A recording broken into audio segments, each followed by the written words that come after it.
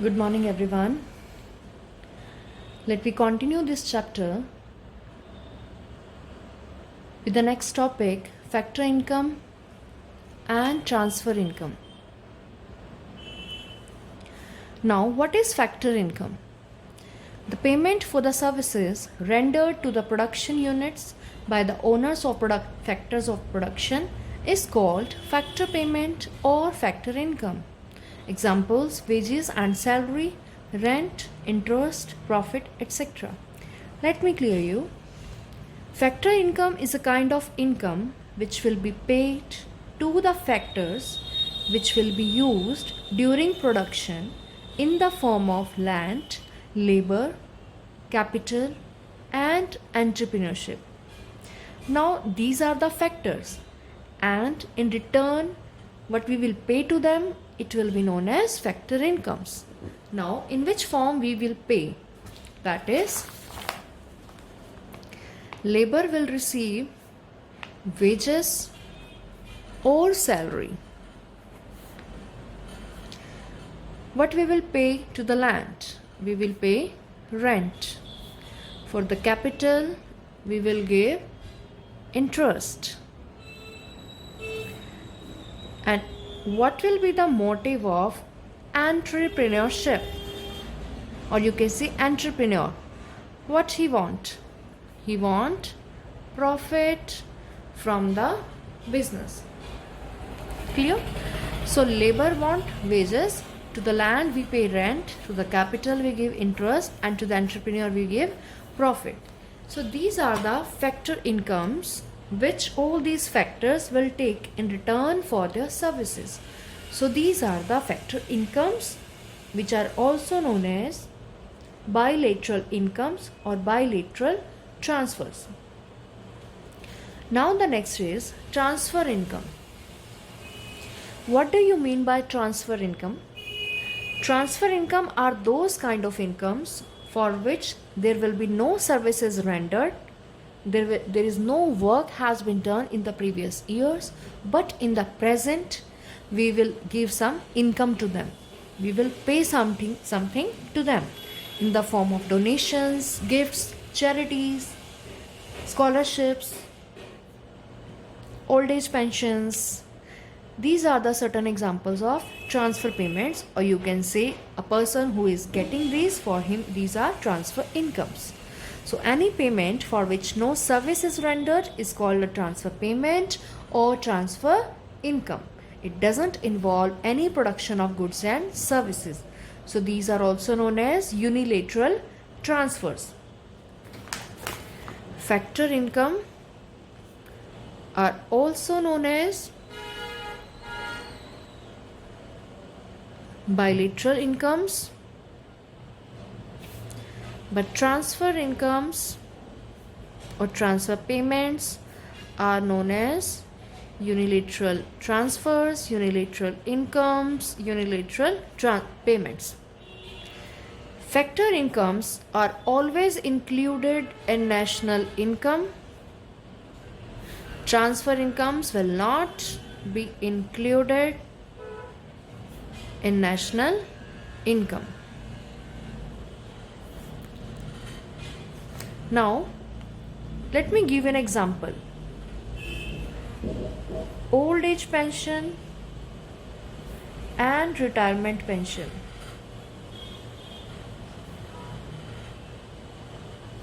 What is the difference between two? In the easy language we can say that both are pensions. It means फायदा हो रहा है, pension आ रही है, तो but it doesn't like it. Old age pension is the one for which services are rendered or not. That is the question. Services are rendered or not. Same for the retirement pension, that services are rendered or not. Children, old age pension is a Budappa pension which is given by the government to the persons as income.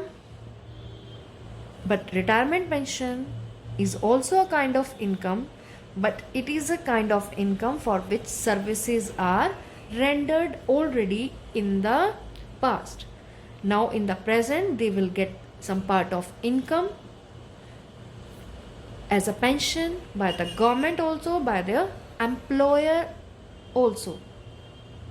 That person was an employee in his work, in his teaching profession, maybe any kind of government. He's a government employee in any kind of like organization. So it is a kind of retirement pension for this person for which services are already rendered. But old age pension is a kind of income, or you can say transfer income, for which services are not rendered, but for this services are rendered. Yes, services are rendered. So this is a kind of earned income, you can say as a factor income. But old age pension is a transfer income, which is an unearned income for which services are not rendered at all. That is the difference between two. So old age pension will be included in the estimation of national income, but this retirement pension will not be included in the estimation of national income. Reason? Because it is a transfer income. Is it clear to you? Next term is inventory and change in inventories. Inventory can also be read as stock. Inventory are also known as stock. Now, what is inventory? Inventory can be finished goods, it may be semi-finished goods, or it may be raw material. There are the three types of inventory. Stock of unsold finished goods. Unsold finished goods means which are ready to sell, but still those goods are held with the producer. Next is semi-finished goods, which are still under production process. Raw material, kacha mal, by which he will convert raw material into some semi-finished, or it may be finished goods. All these things firm always carries with them from one year to the next year, which is known as inventory. Children, inventory can be measured, that how much we have at the end of the year or in the beginning of the year.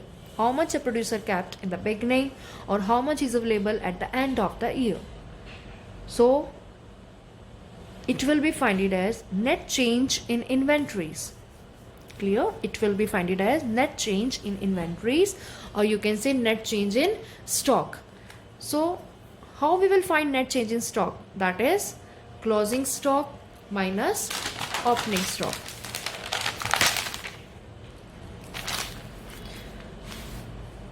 Change in stock, or you can say change in inventories,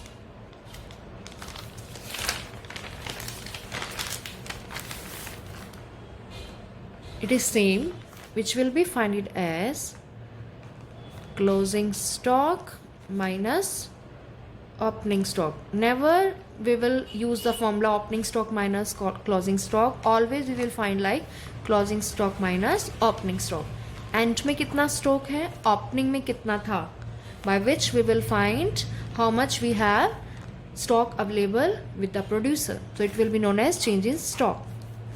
Now the concept is that inventory is a stock variable, because it will be finded as a point of time. It is a measure, it is a variable which will be measured for a point of time, because we are finding in the inventory, we are considering that at the beginning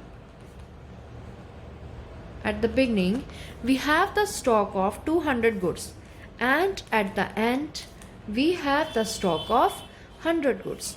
It means that is the goods available at the end of the year, that much available at the beginning. So that is we are finding at personal level, at the point only, at the beginning how much we have, like at the end how much we have. These are the only informations we are giving. So it is a stock variable कि and में हमारे पास इतना stock पड़ा है, beginning में इतना था.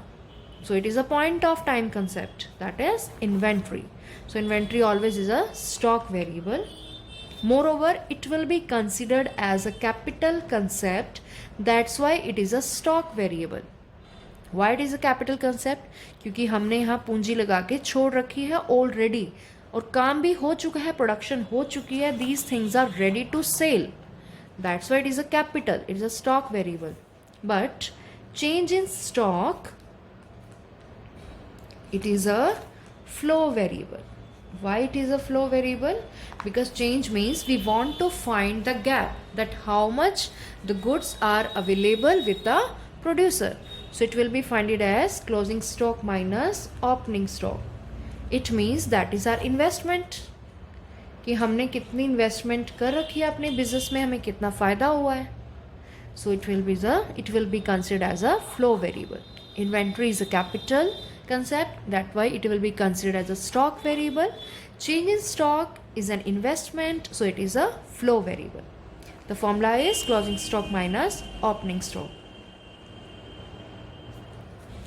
Now there is a top tip, let me read for you.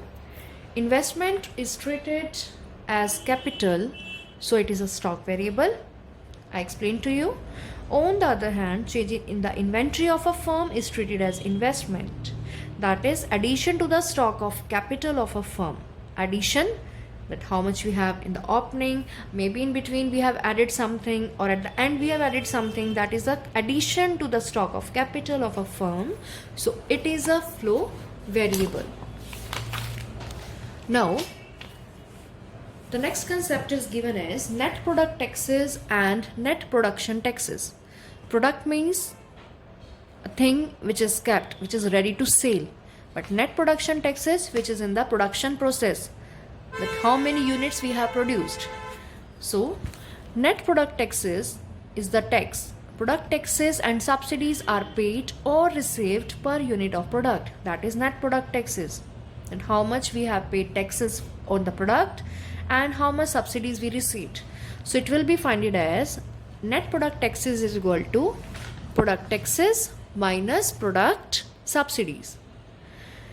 Certain examples of product taxes are excise tax, service tax, export tax, import duties. All these are indirect taxes which will be applied on every product. Now the next is net production taxes, which will be applied on the production in the form of production taxes, and we will receive subsidies which will be deducted. So net production taxes will always is also be finded as production taxes minus production subsidies. Formulas are like same. What kind of production taxes will be applied on the volume of production, means on the quantity of production, like land revenues, stamp duties, registration fees. These are the kind of fines or fees, you can say, government will take. These are indirect taxes, and these are non-tax fines, non-tax receipts, which will be helpful to the government to generate revenue. My dear students, how we will go from gross to net, from market price to factor cost, from factor to market price, this concept I'll explain you later. Before that, we have to go through with the certain other concepts also. So revise these topics, how much we had done up to today. Thank you. Blessings to all.